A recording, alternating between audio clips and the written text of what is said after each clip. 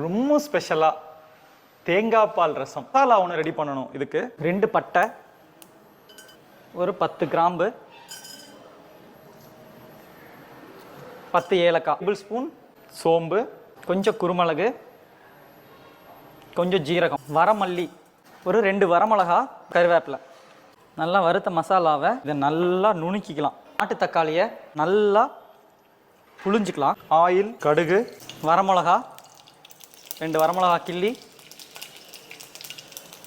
கருவேப்பிலை, கொஞ்சம் மஞ்சத்தூள், ஒரே ஒரு பச்சை மிளகா போட்டு நம்ம இந்த தக்காளி இருக்குல்ல 12 சின்ன வெங்காயம், 2 பல் பூண்டு நம்ம லைட்டாக இடித்து